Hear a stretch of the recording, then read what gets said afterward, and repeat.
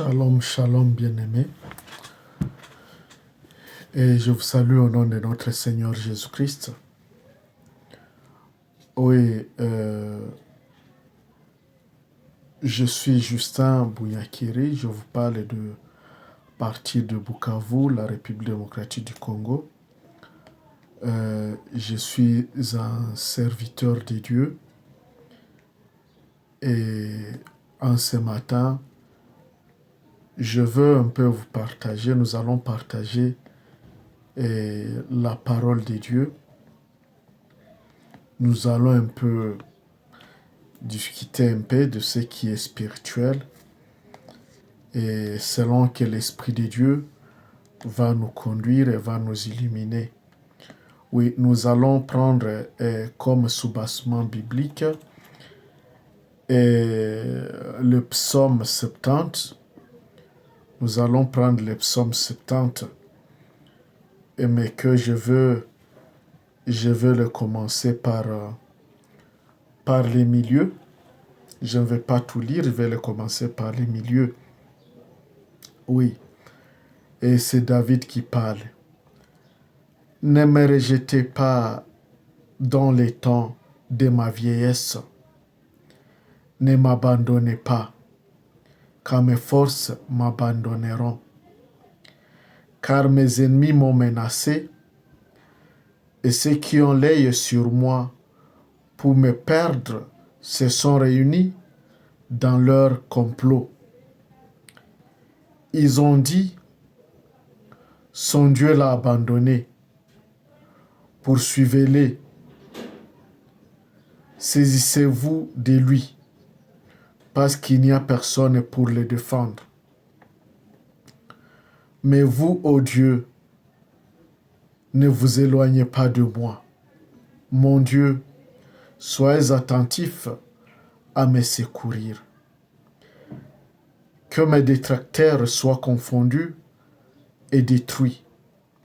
Que ceux qui me veulent du mal soient couverts de honte et de confusion. Pour moi, j'espérais toujours en vous et j'ajouterai pour vous la louange à ma louange, la louange à la louange. Ma bouche annoncera votre justice tous les jours, elle annoncera le salut que j'attends de vous.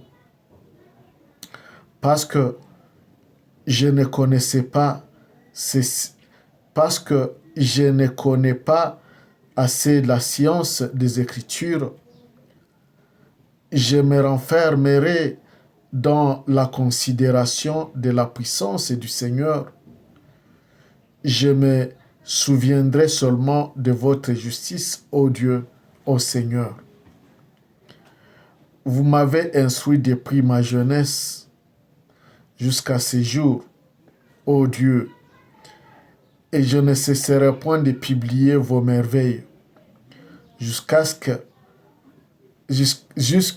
dans mes vieux temps, dans mes vieux ans et mes derniers jours, ô mon Dieu, ne me délaissez pas, jusqu'à ce que j'annonce la puissance de votre bras et toutes les générations à venir. Oui, j'annoncerai votre justice et les merveilles que vous avez opérées et dont la gloire s'élève jusqu'aux cieux. Et je dirai encore, ô Dieu, qui est semblable à vous. Combien vous m'avez fait voir la tribulation, combien elles ont été amères et multiples. Mais vous avez été tourné vers moi et vous m'avez rendu la vie et vous m'avez appelé du fond des abîmes. Vous avez fait éclater la magnificence de vos dons et me gardant de nouveau, vous avez répandu sur moi vos consolations. Oui, c'est la parole du Seigneur, chers frères et chères sœurs. Oui, Ce que nous allons partager en ce moment, c'est la vie spirituelle. Un choisi, un appelé, un enfant de Dieu. Comment il mène sa vie spirituelle, les tribulations qu'il traverse, les expériences odieuses qu'il traverse et comment Dieu vient le délivrer et le fait asseoir dans sa gloire pour accomplir la mission pour laquelle il a été choisi. Oui, chers frères et chères sœurs, nous allons parler de l'appel. L'appel d'un homme et l'homme qui a une étoile, une forte étoile. Personne ne peut s'appeler s'il n'est pas appelé par Dieu. C'est Dieu qui appelle, c'est Dieu qui choisit. Personne ne peut se prétendre être prêtre de Dieu s'il l'a reçu de Dieu. C'est Dieu qui oint. C'est Dieu qui donne l'onction. C'est Dieu qui ordonne quelqu'un. Et cette ordonnance n'est pas faite des mains des hommes.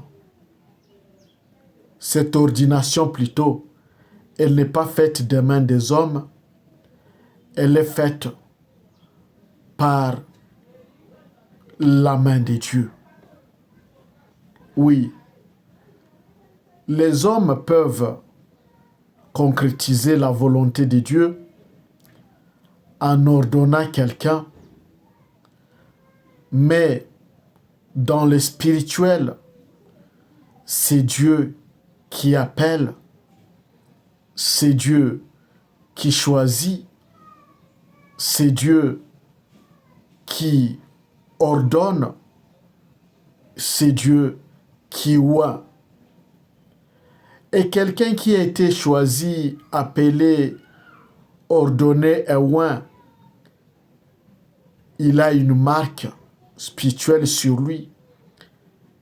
Et tout le monde le connaît parce que il produit des fruits dignes de l'onction, des fruits dignes de l'ordination qu'il a reçu de Dieu, les fruits dignes de l'appel qu'il a reçu de Dieu. Certes, tout le monde est défaillant, tout le monde a des limites, tout le monde a des imperfections, tout le monde commet des erreurs, mais il ne faut pas que nos erreurs viennent inhiber l'onction, l'appel et l'ordination que nous avons reçue de Dieu. Et c'est pourquoi pour un appelé, pour un oint, ces erreurs et ces péchés l'aident davantage à chercher son Dieu, l'aident davantage à découvrir la grandeur de son Dieu, l'aide davantage à connaître l'être suprême qui est son maître, qui est son Dieu. Et c'est dans ce sens que Paul a dit que heureux l'homme pour qui Dieu ne compte plus ses péchés. Quel est cet homme-là? Ce n'est pas n'importe quel homme. Ce n'est pas n'importe quel chrétien. Ce n'est pas n'importe quel croyant. C'est ce croyant qui a été choisi, qui a été oint, qui a été appelé par Dieu, dont les erreurs, dont les péchés l'aident à chercher davantage la face de Dieu, l'aide davantage à servir son Dieu, dont ses péchés et ses erreurs, l'aide davantage à s'humilier devant son Dieu et à rechercher la volonté de Dieu. Donc, c'est pourquoi Paul aussi a dit que toute chose concourt au bien de ceux qui aiment Dieu, et les biens et le mal émanent de Dieu. Donc, l'homme qui est prêtre, qui a reçu la prêtrise de Dieu, l'homme qui a reçu l'ordination de Dieu, l'homme qui a été oint par Dieu, l'homme qui a été choisi par Dieu, utilise ses erreurs et ses imperfections pour faire davantage, pour rechercher davantage son Créateur. Donc, s'il commet un mal, il ne se culpabilise pas, mais il cherche comment prioriser, comment mettre en profit ces mal pour faire davantage, pour évoluer davantage et pour faire la volonté de son Dieu. Et c'est pourquoi cet homme-là, l'homme ne le juge pas, ni ne le condamne pas, mais il voit en lui un ami, et ils évoluent davantage, ils évoluent de commun accord. Ils ont un accord commun, ils ont une alliance commune, oui, c'est-à-dire Dieu et l'homme ont une alliance commune et ils marchent de commun accord pour une mission quelconque, pour accomplir la volonté de Dieu. Oui, donc chers frères et chères sœurs, une alliance ne se fait pas au hasard. Une alliance se fait dans la marche avec Dieu, dans le vécu quotidien de l'homme, comment il perçoit ses faiblesses, comment il se perçoit ses défaillances, comment il perçoit ses erreurs, comment il perçoit ses imperfections et comment il est marié à la volonté de Dieu, comment il est marié et à la marche avec Dieu, comment il vit ses faiblesses, ses défaillances face à la volonté de Dieu, face à son Créateur, face au divin et face à la présence de son Dieu. Voilà cette façon-là de vivre, ces modes de vie qui va stimuler Dieu de faire une alliance avec l'homme. Donc l'homme ne peut pas se réveiller et dire qu'il va conclure une alliance avec Dieu. Oui, ni Dieu ne peut pas conclure une alliance avec quelqu'un dont tu n'as pas sondé d'abord le cœur et les reins, et dont tu n'as pas vu d'abord la volonté tacite de le chercher. Oui, donc c'est dans cette relation réciproque entre l'homme et Dieu que Dieu vient conclure une alliance avec quelqu'un, avec l'homme. Et cette alliance accompagne l'homme tous les jours de sa vie. Et même cette alliance se projette sur toute sa progéniture, des années et des années, de siècle en siècle. Oui, chers frères et chères sœurs, vous qui cherchez à faire une alliance avec Dieu, sachez que c'est votre comportement qui va stimuler Dieu de conclure une alliance avec vous. Parce que c'est l'alliance qui couvre, c'est l'alliance qui protège, c'est l'alliance qui justifie. C'est l'alliance qui justifie. Elle justifie nos péchés, elle justifie nos erreurs, elle justifie nos faiblesses, elle justifie nos imperfections, elle justifie nos erreurs, nos faiblesses et nos imperfections. Oui, jusqu'à ce que nous arrivions à faire l'œuvre pour laquelle nous avons été appelés par Dieu. Mais dans cette marche avec Dieu, chers frères et chères sœurs, tout appelé, tout allié à Dieu et tout homme qui a reçu l'onction de Dieu et celui qui a reçu l'ordination de Dieu, il est face à des problèmes sérieux, à des combats sérieux, à des difficultés, à des poursuites. Il a beaucoup d'ennemis. Mais il ne faut pas qu'il croise les bras et se lasse. Non, parce que même ces combats viennent le renfermir davantage, viennent l'affermir davantage. Ces combats viennent l'attacher davantage à son Créateur et viennent davantage renforcer les liens avec son Dieu. Donc, ne voyez pas les combats, les problèmes, les difficultés que vous avez comme des temps de faiblesse, des temps de défaillance, des temps d'échec. Non, ce sont des signes qui font à ce que Dieu s'attache davantage à vous. Oui, et la Bible dit que ce n'est que l'homme que Dieu n'aime pas, ce n'est que l'homme que Jésus-Christ n'aime pas, qui ne fait pas passer à des épreuves ou à des difficultés. Donc, tous ces problèmes que vous rencontrez dans vos vies, dans la vie, ce sont des signes qui vous manifestent que réellement vous avez Dieu sur vous, que réellement vous avez Dieu dans votre vie et que Dieu est intéressé à vous. Quand vous voyez beaucoup de problèmes vous poursuivre et beaucoup d'ennemis vous poursuivre, quand vous sentez qu'il y a des problèmes incompréhensifs et que vous rencontrez dans vos vies, alors sachez que la main de Dieu est sur vous et cherchez davantage à comprendre qu'est-ce que Dieu veut vous parler à travers ces problèmes, à travers ces difficultés, à travers ces combats que vous rencontrez dans la vie. Et donc, chers frères et chères sœurs, sachez capitaliser bien les problèmes que vous rencontrez dans vos vies, parce que ce sont ces problèmes-là qui vont vous faire arriver au port désiré. Ce sont ces problèmes-là qui vont vous faire arriver à l'objectif.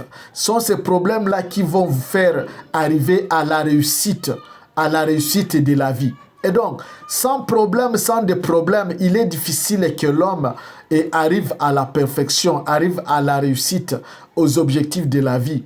Même les hommes de science savent comment capitaliser les erreurs. Vous savez que le monde a été construit, le monde est construit sur les erreurs.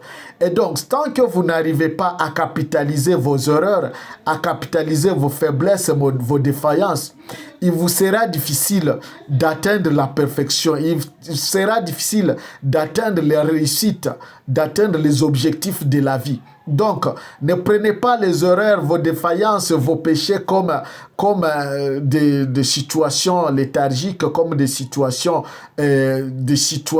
de croiser les bras. Non, sachez les capitaliser. Sachez les capitaliser, sachez capitaliser vos défaillances, sachez capitaliser vos péchés, sachez capitaliser vos erreurs pour arriver à faire mieux, pour chercher mieux.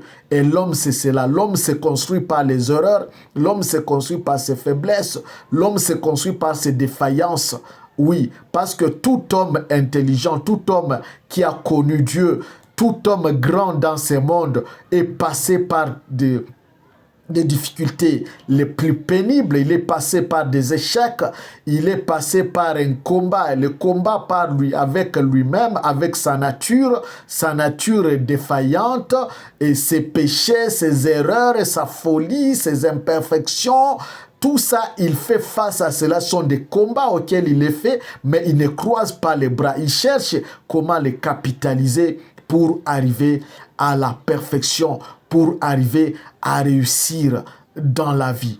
Et c'est ça la lutte dans la vie. Lutter avec la vie, lutter avec les erreurs, lutter avec les imperfections, lutter avec les ennemis. Tout ça vont vous faire arriver à la réussite, chers frères et chères sœurs. Et ne vous mettez pas à maugréer, à croiser les bras, à vous affaiblir et dire que non, tout vous viendra du ciel ou bien tout va venir de soi. Non, il faut savoir lutter et spirituellement et avec le comportement et avec la morale et avec la société et avec le genre. Il faut savoir lutter et se comporter en homme digne de Dieu, digne d'être chrétien, digne de son Créateur. Et donc, c'est face à tout cela que vous serez appelé un homme de Dieu, un grand homme de Dieu, un serviteur de Dieu, un sacrificateur de Dieu. Et donc, c'est par tout cela, par ce mode de vie, comment vous aurez, la façon dont vous aurez géré les erreurs, gérer les imperfections, gérer les défaillances, gérer vos péchés et le marier à la volonté de Dieu. C'est tout ça ce qui vous fera arriver à la réussite. C'est cela ce qui va déterminer votre position spirituelle face à Dieu, face à votre Créateur. C'est tout cela ce qui va stimuler à Dieu de faire quelque chose ou de dire quelque chose ou de réaliser quelque chose sur vous, chers frères et chères sœurs.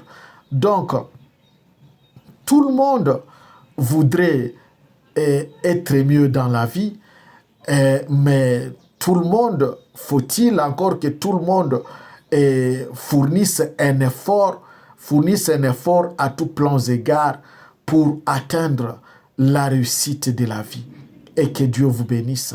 Chers frères et chères sœurs, ce n'était qu'une expérience de vie que je voudrais dialoguer, partager encore avec vous, et peut-être une réflexion encore de la vie, et à laquelle j'appelle tout le monde qui nous écoute, et tout le monde qui cherche encore à faire mieux et avancer dans la vie et ne pas vous croisez les bras. Il n'y a jamais eu de pauvres, chers frères et chères sœurs.